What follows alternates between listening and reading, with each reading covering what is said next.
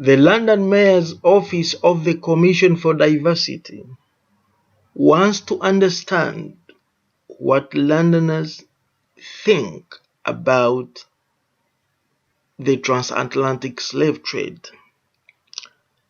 And in East London, the East African Education Foundation held this conversation, and this is what happened. And we noticed that since the native population of the New World, it has rapidly decreased due to the lack of immunity to imported viruses, and this maritime movement was undertaken in order to acquire labour. So a total of 12 million Africans were forcibly transported, and due to the high death rate on board, about 10 million slaves were forced to get off in the following country. So about 40% were in Brazil, the British, the French, the Dutch, the Caribbean, which was 37%, the Spanish America, which was 11%, and North America about 4%. The pressure of the military program, which is an aid that supported them to ensure that there was not much slavery, led to the Atlantic slave trades ending during the first decades of the 19th century. And although the trade was getting bigger and the demand of slaves were progressing. So the countries that were involved in this slave trade occurred between West and Central Africa, Western Europe, and North and South America. Portugal was the most involved and had the most buyers in the country, followed by the UK, France, Netherlands, Spain, and the United States. And the country that had the least buyers in this trade was Denmark and the Baltic states. So how the slave trade worked is that they had a triangular route. This is how it worked. So from the European ports, traders sailed from the west coast of Africa, exchanged for goods, purchased people there, bought them there, got them onto the ships, and then left the country. The Middle Passage, known as the Atlantic crossing, typically it took from 6 to 8 weeks to move the slaves. And once in the Americas, the Africans who had made it through were sold and used as slave labor. So after that, the ships made their way back to Europe and carrying goods like sugar, coffee, tobacco, rice, and cotton afterwards. The colonists in the Americas also made direct straight to Africa, which didn't follow this route. And that increased after the 1800s, particularly from Brazil. So what happened afterwards is that African rulers planned the capture of the slaves, so they decided to go and get the slaves. And as a result, there was brutal and unjust government intrusion in the lives of the weak that became tradition. So there was a lot of wars, and in the meantime, the African rulers that were enemies fought for the control of the slave trade and capture them. The Atlantic trade had a negative impact on both counts and created uncertain patterns for the future of political landscape of Africa. Most importantly, it led to a lot of divisions between the wealthy white and the poor black communities, which until today we can feel the effects of it.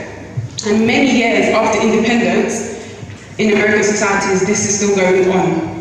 So the desire to keep black and white communities separate, the banning of interracial marriage, which is people getting married, like black and white getting married, refusal to free black people from slavery from one generation to the next, all contributed to strengthening the divide. The experiences of African slaves transported to the Middle East, where intermarriage and slave liberation were common, which was contrast to this.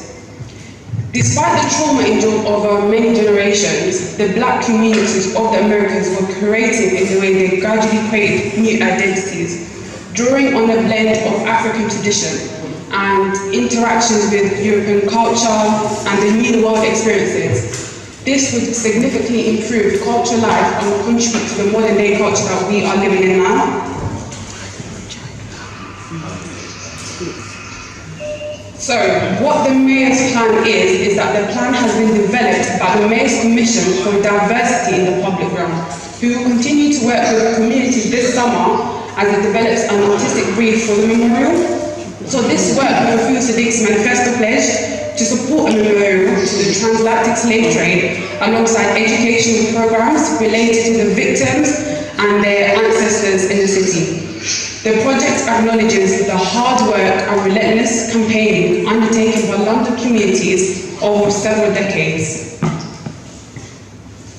So where this will take place, the first site will be located outside the entrance to the Museum of London Docklands, and it will be accompanied by a number of satellite sites that will connect with different stories of slavery across the entire capital. Through these satellite sites, the memorial will help break the weight of this history and the legacy of the trade throughout the capital, the UK and the world to life. Thank you. That is more important. Ikiwa mtu atafanya kwa mfano kuna dominance kuachieve ile lazima ipatikane kitu memorial. Memorial ndio maana itapatikana ile answer yenyewe. What the meaning of that? Ni kukusanya history za pande mbalimbali za utumwa, kadri itakavyowezekana kupelekwa katika ile memorial ili ile museum ikaweza kufanya kazi vizuri. That is more important. They should do the big site with the museum and stuff like that. And for the little satellites, they should do little like plaques that have barcodes on them. So then when you scan it, you can see, and around like different boroughs like Barking, Dagenham, Romford and stuff like that, around boroughs of London. And it should have, when it has the barcode, if you scan it, it's got information about what happened in slavery and stuff like that, how slavery was the history basically, the victims and famous people from slavery, how Assalamu alaikum. One of the dominant themes that I think is to be considered with regards to the memorial is that the separation between black people and white people still stands. So although it has been way better in the world actually between black people and white people, it's still considered, as Samina said, in regards to that black people and white people, there's still so much racism in this country.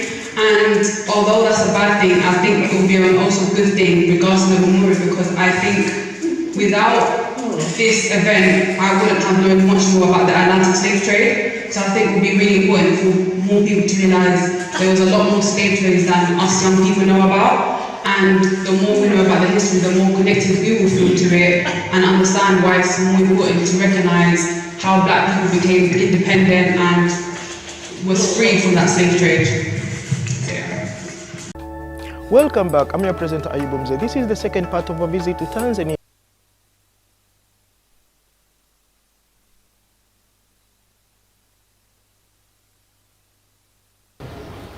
Now, this place now known as Caravanserai, and when you say caravan means a trip, and the Serai derived from the name Saraya. This word came from Asia, mean the place where rich people, they meet or they used to stay. So this was the lodge for the slave and the ivory traders during 19th century. So the owner of Caravanserai during 19th century, known as Said Magram Awad, he arrived in Bagamoyo in the 1850s, and he's the first man to introduce the coconuts here in Bagamoyo. So in 1860, he decided to build up a lodge. Then there are about 40 rooms around here used to accommodate traders. And around this Caravanserai is where the US slaves were assembled, waiting to be shipped to Zanzibar in the slave market. So because of the uses of Caravanserai, now this is the birthplace of the name Bagamoyo. That slaves were traveling from the interior, 1,000 miles, more than 2,000 miles, using 60 to a year. It's where they reach Bagamoyo through the central slave route.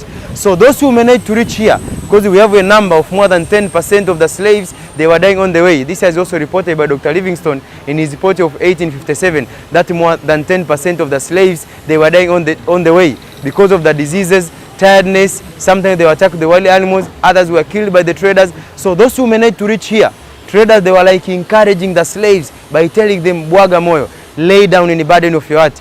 Oh, be quiet your heart, because from here, no one is going to die. They are going to use those traveling out of Africa. But also slaves, they also telling each other, bwaga moyo. But to the slave, they mean different. They lose hope of living. Because even if you let them free from here, they won't remember where they came in from, and they don't know where they're going to be sold. Others will end up to cry, say bye-bye Africa, and they'd never come back. So because of the failure of pronunciation, now the name changed from bwaga moyo to Bagamoyo. Others they call come and rest your heart here. The place where slaves, they rest their heart here. They lose hope of living. As you can see from this picture, these are youngsters like this boy fetched very high price. When trained, he can remain in the service to his master for many years. One of his legs is tied to a log that provides maximum security. This is a document called Free Brief containing conditions of redemption of slaves issued by the German colonial government to free slaves. Now what this means is that when you were free, you were given this certificate to show around that you are no longer a slave. As you must have heard, lots of people of African descent, they lost their lives. We are here in Bagamoyo trying to trace the origin of a black person in the backdrop of the Black History Month in the backdrop of the History Month in Britain. As you have heard from the curator, this is Bagamoyo or Bwagamoyo. This was the last post where slaves who have been brought from other parts of the world, from the interior. This was the last trading post where the fit ones were sorted out from this building right behind me here and taken ashore where they are. To me, I'm very proud to be here, and what is left of this place is just this piece of art which represents what happened to our people.